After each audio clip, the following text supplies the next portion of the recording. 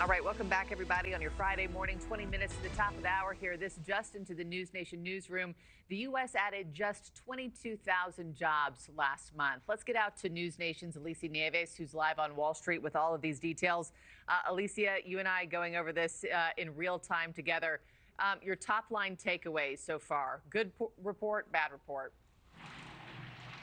Clearly a rough report. We were expecting to see a cool down continuation in the job market based on, the last jobs report and the economic data that's come out since. But this was a way more significant slowdown than expected. The expectation was right around 75,000 jobs added. We got about a third, maybe a quarter of that, just off the top of my head math there.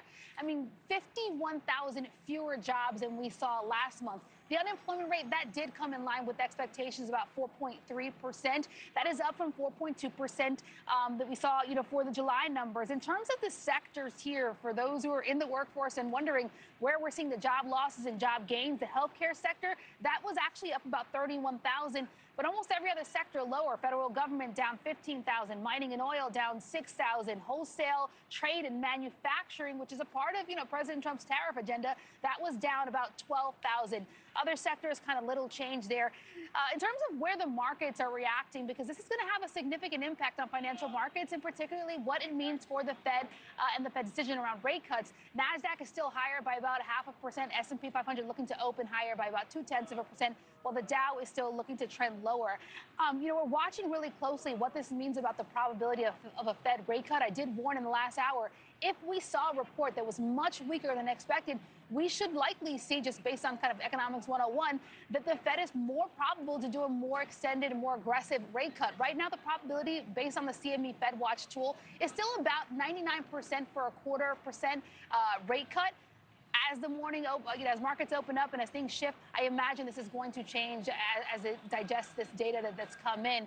I do want to address accuracy with this report, because last month this is something that came up and that was really significant, right? It led to the firing of the head of the BLS because we had major revisions. Didn't see a major revision this month, only a revision of July of about 6,000. We did hear from Howard Lutnick, the Secretary of Commerce, just a little while ago. He said that he expects this data to be more accurate. So even though it's not a great report, the White House is certainly not going to love this. They are saying right now this data is more accurate, more reliable, showing, though, a pretty significant cool down and a likely and increased probability the Fed come September 17th, that, date we're circling in our calendar, likely going to have a rate cut then, Markie. Thank you for watching. Subscribe below and download our NewsNation app right now on your phone, and you will get fact-based, unbiased news for all Americans.